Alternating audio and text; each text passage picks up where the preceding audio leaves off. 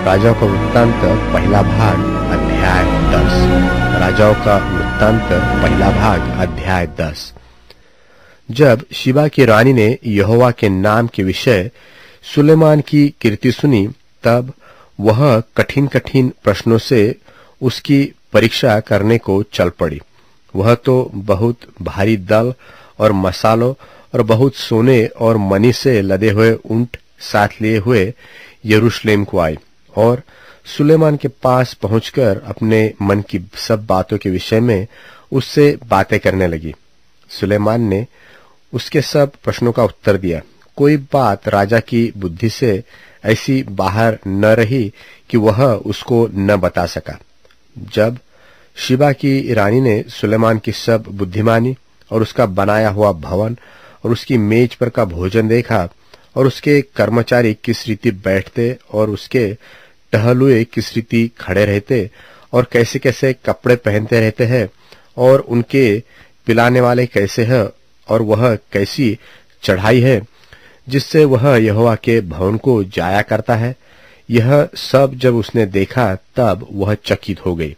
तब उसने राजा से कहा, तेरे कामों और बुद्धिमानी की जो कीर्ति मैंने अपने देश में सुनी थी वह सच्ची है, परंतु जब तक मैंने आप ही आकर अपनी आंखों से यह न देखा तब तक मैंने उन बातों की प्रतीति न की, परंतु इसका आधा भी मुझे न बताया गया था। तेरी बुद्धिमानी और कल्याण उस कीर्ति से भी बढ़कर है जो मैंने सुनी थी। धन्य है तेरे जन, धन्य है तेरे ये सेवक जो नित्य तेरे सन्मुख उपस्थित रहकर तेरी बुद्धि की बातें सुनते हैं। धन्य है तेरा परमेश्वर यहोवा जो तुझसे ऐसा प्रसन्न हुआ कि तुझे इस्राएल की राजगद्दी पर विराजमान किया। यहोवा इस्राएल से सदा प्रेम रखता है, इस कारण उसने तुझे न्याय और धर्म करने को राजा बना दिया है। और उसने राजा को 120 किक्कार सोना, बहुत सा सुगंधित द्रव्य और मणि दिया। जितना सुगंधी द्रव्य शिबा की रानी ने राजा सुलेमान को दिया उतना फिर कभी नहीं आया। फिर हीराम के जहाज भी जो ओपीर से सोना लाते थे वह बहुत सी चंदन की लकड़ी और मणि भी लाए, और राजा ने चंदन की लकड़ी से यहोवा के भवन और राजभवन के लिए चंगले और गवैयों के लिए वीणा और सारंगियां बनवाई। ऐसी चंदन की लकड़ी आज तक फिर नहीं आई और न दिखाई पड़ी है।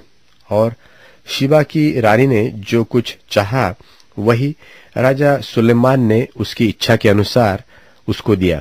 फिर राजा सुलेमान ने उसको अपनी उदारता से बहुत कुछ दिया। तब वह अपने जनों समेत अपने देश को लौट गई। जो सोना प्रतिवर्ष सुलेमान के पास पहुंचता था उसका तौल 666 किक्कार था।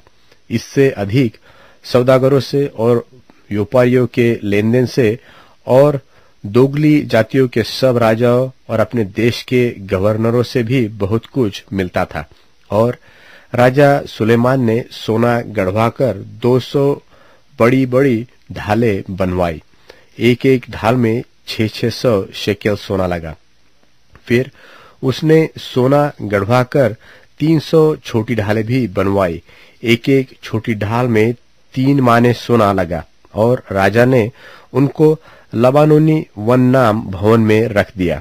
और राजा ने हाथीदांत का एक बड़ा सिंहासन बनवाया और उत्तम कुंदन से मढ़वाया। उस सिंहासन में 6 सीढ़ियां थी और सिंहासन का सिरहाना पिछाड़ी की ओर गोल था और बैठने के स्थान की दोनों अलंग टेक लगी थी और दोनों टेकों के पास एक एक सिंह खड़ा हुआ बना था। और 6 सीढ़ियों की दोनों अलंग एक एक सिंह खड़ा हुआ बना था। कुल 12 हुए। किसी राज्य में ऐसा कभी नहीं बना। और राजा सुलेमान के पीने के सब पात्र सोने के बने थे और लबानोनी वन नाम भवन के सब पात्र भी चोखे सोने के थे, चांदी का कोई भी न था। सुलेमान के दिनों में उसका कुछ लेखा न था, क्योंकि समुद्र पर हीराम के जहाजों के साथ राजा की तर्शीश के जहाज रखता था और 3-3 वर्ष पर तर्शीश के जहाज सोना, चांदी, हाथीदांत, बंदर और मयूर ले आते थे। इस प्रकार राजा सुलेमान धन और बुद्धि में पृथ्वी के सब राजाओं से बढ़कर हो गया और समस्त पृथ्वी के लोग उसकी बुद्धि की बातें सुनने को, जो परमेश्वर ने उसके मन में उत्पन्न की थी, सुलेमान का दर्शन पाना चाहते थे। और वे प्रतिवर्ष अपनी अपनी भेंट अर्थात चांदी और सोने के पात्र, वस्त्र, शस्त्र, सुगंध द्रव्य, घोड़े, खच्चर ले आते थे। और सुलेमान ने रथ और सवार इकट्ठे कर लिए, तो उसके 1400 रथ और 12,000 सवार हुए और उनको उसने रथों के नगरों में और यरूशलेम में राजा के पास ठहरा रखा।